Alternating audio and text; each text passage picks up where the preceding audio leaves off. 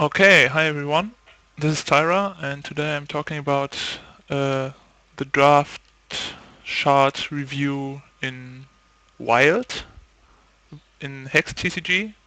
I wanted to write an article about that, but I screwed up, lost everything in the process, and so that's why I'm doing a video. If there are any questions, please write me an email or message, whatever. The rating I will use is the same that Luis Scott Vargas from channelfireball.com uses. I will write an article with the as a summary for the ratings, so we just can focus on the cards. Okay. As I said, I'll start with Wild today, and Wild is a special chart color in Hex because there are three distinct deck types that you can draft in addition to the normal I draft two charts and take the best cards that there are way. um, well, usually you just take two colors, or shards I should say, and take the best cards, and usually there's little synergy in your deck. If there is, it's by chance. Wild has three archetypes that need synergy to be successful. The first one is the Shin'Her troop type deck, or tribal, if you know Magic. That basically means that your deck will consist of many Shin'Hers, and they will buff each other. The second type is mono wild.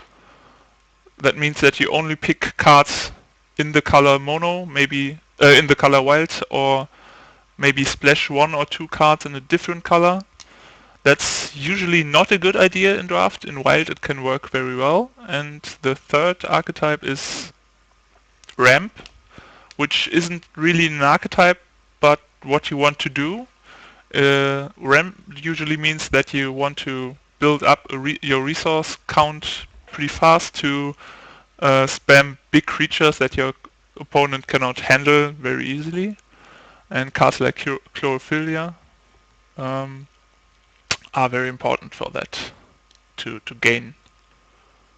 No, not Chlorophilia. What the fuck? Sorry. That's not the card I meant. Yes, it is. Oh, okay. Ah, yeah, that changed it. Right. Okay, so I'll start with the uncommons, because uncommons are usually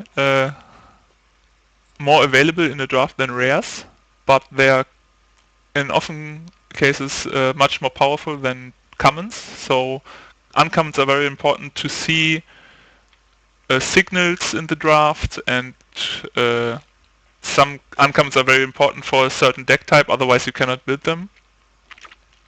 And the first uncommon, Bucktooth Commander, is such a card. It's basically the most important card for any Shin'Her deck. If you want to play a dedicated Shin'Her deck, you usually need at least one, better two or three. I even play four if I can, but it's uncommon, so it's rather unlikely.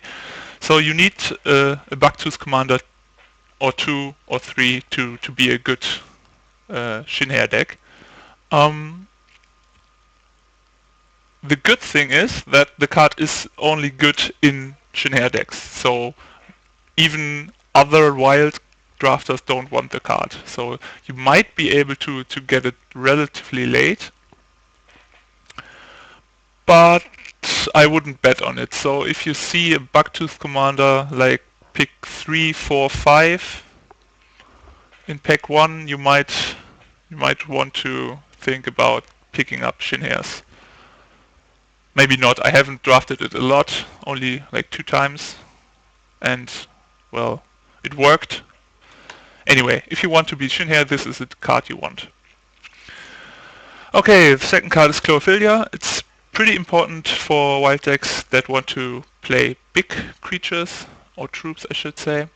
Sorry about the magic lingo, I confuse them all the time, so if you don't understand me, please tell me.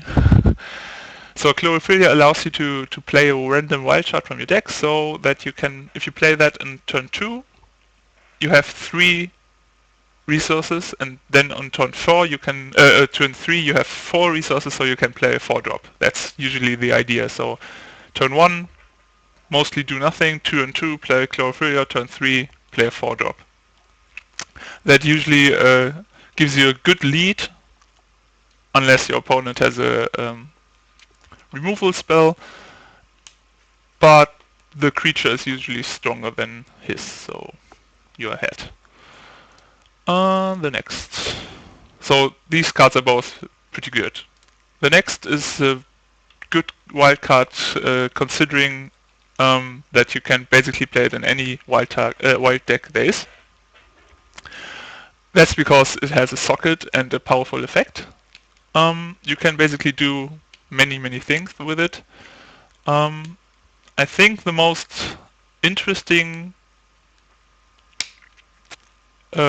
gems are the sapphire gem that gives flight, the diamond gem that provides swift strike, and if you don't have any of these shards in your draft deck, you might just want make it +1/+1. That's a wild gem, so that's always available. This is a very good green wild card that you want all the time in your wild draft decks. The Rooster Sour. The Rooster Sour got nerfed in early alpha, I think. I think the bonus was longer. Whatever. It's still a very good card for Shin'Her decks. Most other decks don't want the Rooster Sour, so then again you might be able to pick it up pretty late. It plays defense very well, so you can stay back with your masses of bunnies, and if anybody attacks you can block with the Rooster Sour, pump him, and kill the opponent's creature or troop in the process. So that's a good thing to have in your deck. And of course, in the event that you might attack at some point, it has Crush, so you can force some damage through. And even if your opponent has the removal, you can still gain some life. That's alright. Then again, you just want the card if you're playing some kind of swarm deck, so mostly bunnies. The Ambusher Instigator. The stats are not very impressive. With 2/4 for a 5-drop. Then again, on its first attack it gains 2 attacks, so it's a 4/4. That's basically on curve. 5-drop should mostly be 4/4 or bigger. Mostly 4/4. On its second attack it is 6/4 and thus the same as the Tyrannosaurus Hex. This is basically a good wild troop to have for ramping. It's not great because with the 4 toughness it usually can get blocked and killed rather easily, but you're never sad about it in your deck, I guess. I wouldn't pick it in the first 5 picks usually. The second commander, the Rune Ear Commander, is another good Shin'Her card.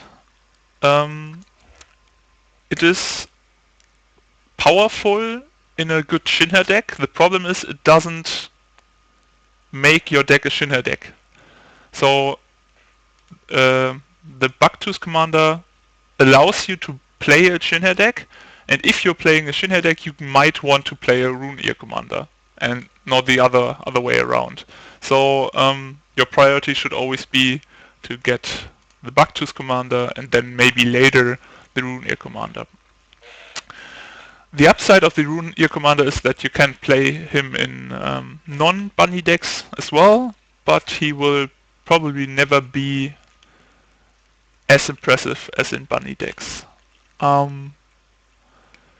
You might get him in the mid to late pack.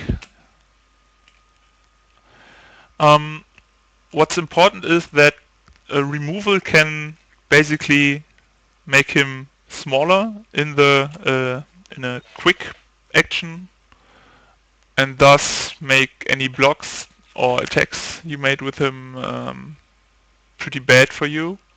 That should always be on your mind. But if you're a bunny, you should probably have as much to have him big, very big. God, that sentence was awful. Anyway, a good card, but definitely not first picking potential. The hunting pack. The ability allows you to make him permanently bigger, which is good because you have often the situation that you have many resources left but nothing to do with them. And it's always good to have a resource sink, it's called. Like, you can always pump the guy and get a return out of it. The problem is that the stats on itself are pretty bad. You don't want to have it 2-2 for 4. And until he gets larger, like 3-3 or 4-4 or even bigger, that's pretty expensive.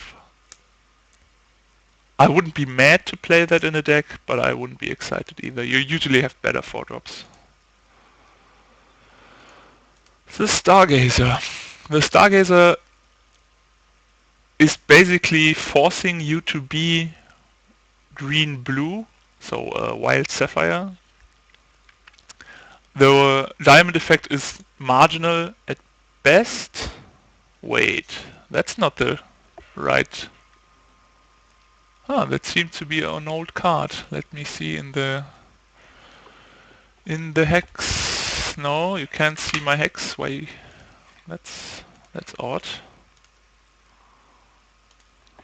Okay. Okay. Accept. Right. Now you see my hex. Card manager. I think the card got changed. Wild. And we're talking about uncommons right now. Alright. Uncommons here. The Stargazer, was it right? Am I blind? Yes, pretty much. There.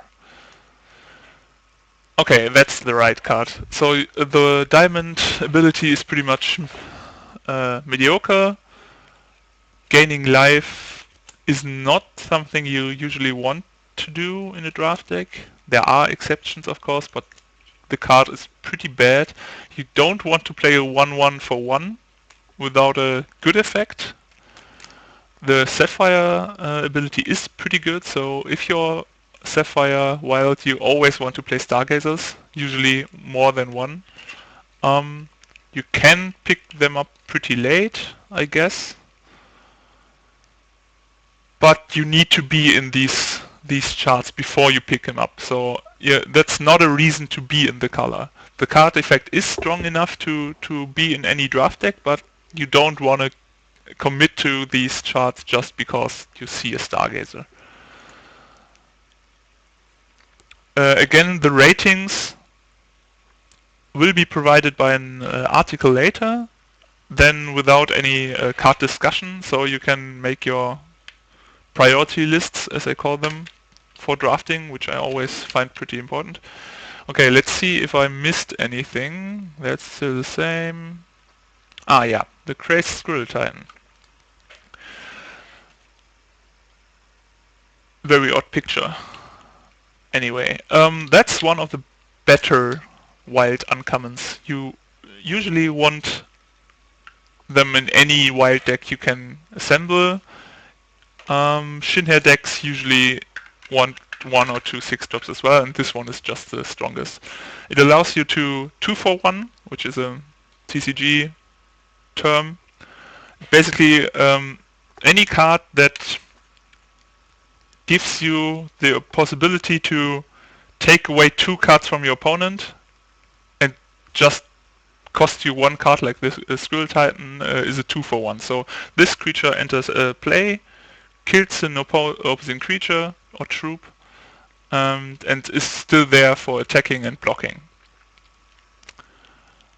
That's basically the definition of 2-for-1, and that's basically what you need to do to win draft matches or limited matches. Constructed matches are more power level oriented, so this is more limited card. So I have seen it in constructed. Okay, the Dandelion Sprite. Yes, that is basically a card I will never play in draft. There might be the possibility that you play it with a lot of aura cards, like Wild Aura and Ruby Aura and stuff, but that's usually a long shot, because a 1/2 flight creature is nothing to be excited about. It's alright, but the threshold commitment is pretty high as well, so usually that creature doesn't cut it.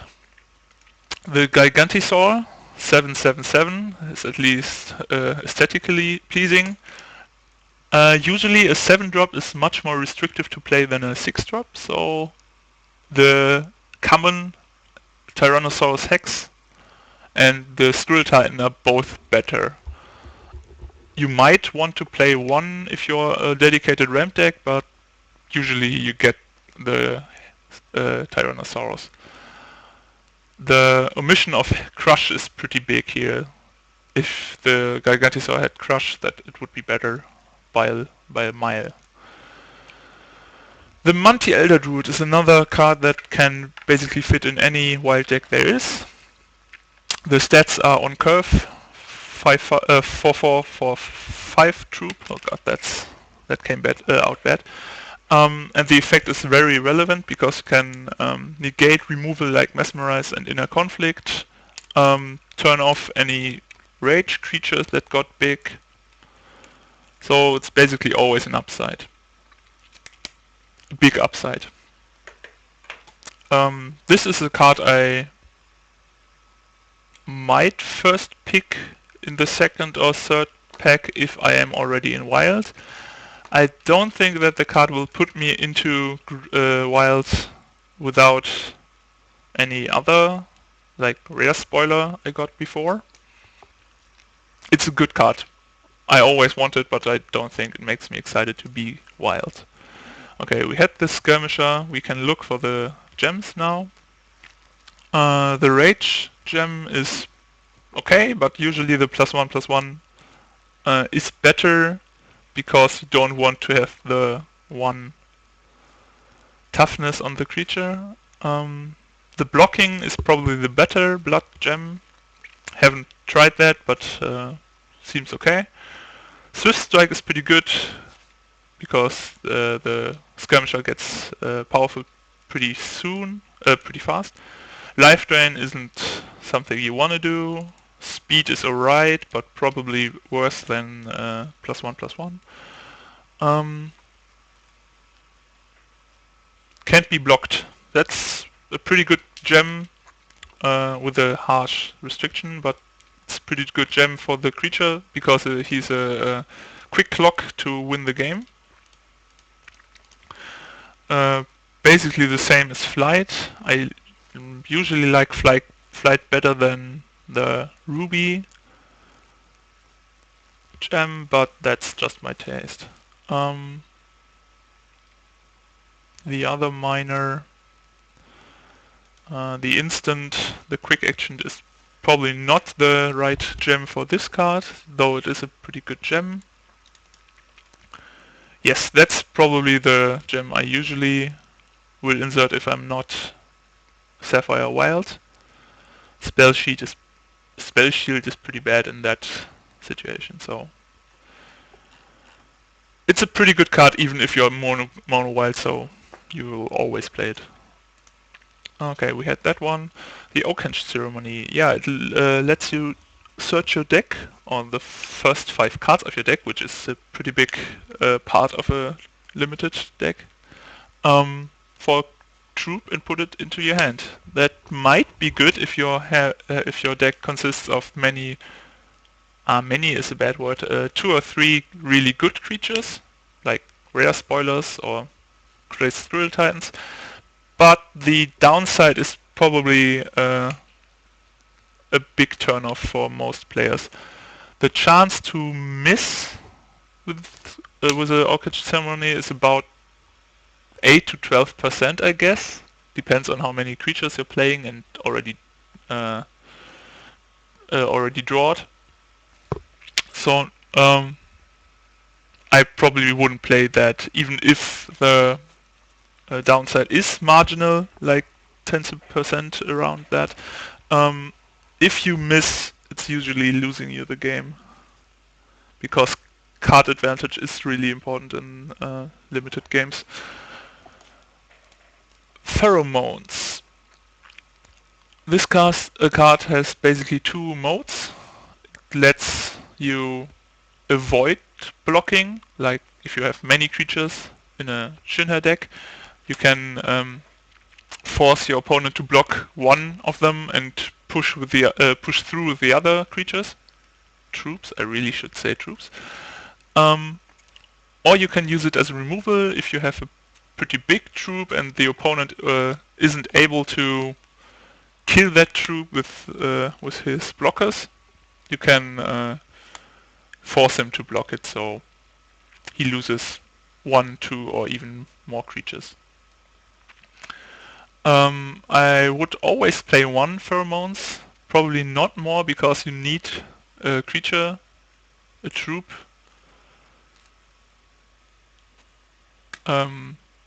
big enough to be a threat on the board. So I wouldn't pick that very highly, but I would pick it at some point, I guess. Already had that. Okay, here's another creature that I'm not very excited to play, but probably end up playing like 50% of the time. The stats are on curve. 3/3 for 4 is fine. Health gain is nothing to be excited about, so it's alright. It's a Shinhair, so any Bucktooth commanders or Concubunnies will work with that guy, but I'm not excited to play him usually. Okay, we had that. Turbulence is a clear sideboard card. You won't play it in your main deck as long as you don't know that everybody plays at least 2 or 3 very good flyers. Yeah, it's a pretty good sideboard card. You might want to pick it, even though you know you won't play it in your main deck. The same could be said about Wind of Change. It's a bit more marginal than Turbulence, because there won't be as many constants as flyers in the draft. Then again, you can destroy all of them, so if you're playing against a artifact deck with all their plans and cannons and whatever, this is a blowout card, so you might want to have one in your sideboard. But I probably pick a good main deck card over it all the time. Okay, that's the uncommons. Most important, the Bucktooth Commander for the Shinhair decks. You need 2 for a good Shinhair deck. The Squirrel Titan, which is the first pick in my opinion. The Monty Elder Druid, which is always good if you have him, but you won't get excited about him and wander into wild. The Skirmisher is always good. The Stargazer is good if you're already in Sapphire Wild, but not It shouldn't lead you into these charts. And the Rune Ear Commander is basically a good card for a Shinhair deck, but you shouldn't pick it up if you're not already there. Okay, the next will be the commons. Commons. I hope that I have all of them in my collection. I should have them, but you never know. So if I'm missing anything, please tell me. Sort by name. Okay. The Boulder Brute. This is basically the reason why you don't want the Embershire Instigator or other or the Shinhair that gains life, because you always want at least 2 of these in your wild deck. You are pretty much open to do anything minor with them that there is. Any option is viable. Rage is good. Blocking is pretty good. Swift Strike is insane. Life Drain is again not as good. Speed is okay. Probably not that what you want to do. The evasion gems are alright. The quick action is basically one of the strongest here, because you can ambush opposing attackers. They won't think that you have a 4/4 in your arsenal if it isn't on the field at that point. You can always make him bigger. A 5/5/5 is pretty strong, and you can always make him give him a spell shield, which is pretty good, because without removal, this tends to be the biggest creature on the field against non-wild decks, which always allows you to dominate the field. So this one is one of the best commons for wild. Always want to have it. The Briar Legion is a special card because it's basically only good if you have like 3 or more of them. The first one is pretty bad. The stats are too low for a 3-drop, but you need to start picking them up pretty early, otherwise you won't get enough to make an impact. So it's a gamble for sure. I wouldn't pick him in the first 2 picks, but if I'm wild already and see a Briar Legion in pick 3 or 4, I might start picking them up and hope I get at least 5. If I don't have at least 3, I won't play them, I guess. I have played 2 of them and I wasn't impressed, so don't do that. Concubunny, you will always get some of these. They are pretty late. I don't know why, because they are pretty good in basically any wild deck with at least 3 or 4 Shinhairs. So it's always good to create more blockers. So you might want to have 2 of them in a dedicated Shinhair deck, and you will not be as sad if you are not Shinhair. So it's a okay card. Don't pick it up too soon. They come really late. The Cottontail Ronin, yeah, I don't see me playing that card anytime soon. Rage is alright, but the first attack brings him to a 1/2, which is alright for a 1-drop, but gets outclassed by basically any 2-drop there is, so I usually won't play them. Even in a dedicated Shinhair deck, I might, but I'm not excited about it. Evolve is a good card. You might want to play at least 1 or 2 in a good Shinhair Swarm deck, otherwise stay away from them. They are coming around pretty late, so no need to pick them up early. The Feral Ogre is the first card that basically spells mono wild, otherwise you won't be able to put him down on turn 2 consistently, and on turn 2 he's pretty good, on turn 3 he's just average, I guess. and after that he's just bad. So if you're mono white, you want at least 2 or 3 or 4 of them. Basically, there's no maximum for them. Otherwise, you don't want them at all. I have seen them around till pick 12. So if you see lots of them, go mono white. It's not the most important card, but probably the third most important card for mono white decks. The Glimmerglen Witch, the stats are fine, the health is okay, but it's probably not exciting to play her, so if you need a drop in the curve, take her, otherwise stay away. The Honeycap is the most important card for the mono white deck. You want as many as possible of these. I have had a deck with 6 once, and it was not beautiful for the opponent to play against that. Basically no other deck wants any Honeycap, so you might get a few of them. Holding Brave is the best friend of the Honeycap, because it's accelerating your wilds threshold pretty fast. Problem is that basically any wild deck wants as much Holding Brave as possible, because it's just too powerful to play a 4-drop on turn 3. So this is probably the best common. Maybe the Boulder Brood. So these two are the reason why Wild should be picked as a common. This Sensei is alright, because he is replacing the resource, the card, but a 1/1 for 2 is not exciting. So you will probably always play him in any wild deck there is, but you shouldn't pick him up early in a draft.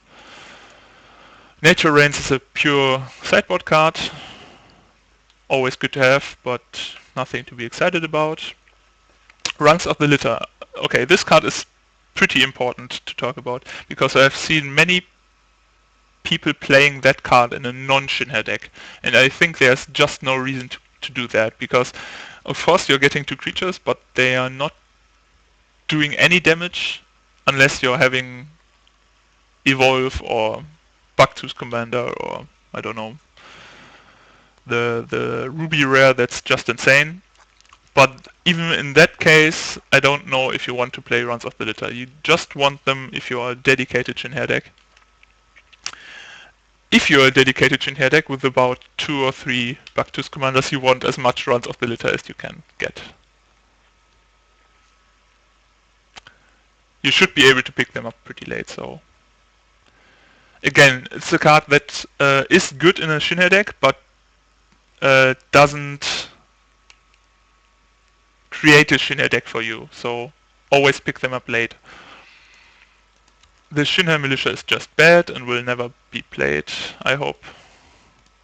The Shroom Tank is alright. Can play in basically any wild deck. He is just worse than the Boulder Brood, but if you need a 5-drop, you can always get this one. Not very exciting, even in a bunny deck. Yeah, nothing to say about that. It's alright. Survival of the Fittest is the only non-creature, non-troop removal card that Wild has, as far as I see. If you don't count pheromones, and should be picked accordingly. So it's of course a bit worse than Murder or Burn or Inner Conflict or something, because you need a creature and your creature needs to be bigger than your opponent's. But it's still a removal card and shouldn't be passed a lot. The Tyrannosaurus Hex. I don't know about you, but I get a migraine if I read such pun. Anyway, that's probably the best big creature in the common and uncommon slot, except the Skull Titan, so you always want at least one if you're ramping. The rares are usually better, but you don't always open good rares. The Vine Trap is pretty good. It's not a giant spider if you know the magic card, because it doesn't have reach. But the stats are alright. The threshold cost is prohibitive, but you will always want to play that if you're wild, I guess. The Wild Aura. The Wild Aura, as the other aura spells, are pretty good. They are definitely better than the magic enchantments, which they are the counterpart of, because bounce spells are not killing them. In Magic, these effects were always on enchantments. That meant that you had to play a card on a troop to get the effect, and if your opponent bounces the card, then you lose the enchantment. And with the aura spells, you don't lose the effect. You just have to replay the creature. So that's alright. Any removal or even bounce in response to an aura card still is a pretty big blowout, so you should always be careful with playing aura cards if your opponent still has instant capability, so more than 2 resources and cards in his hand. The Wild Child is the basic 2-drop, 2/2/2, that's on curve. It's not exciting, but you usually need some. The Wild Growth is the best combat trick in Wild.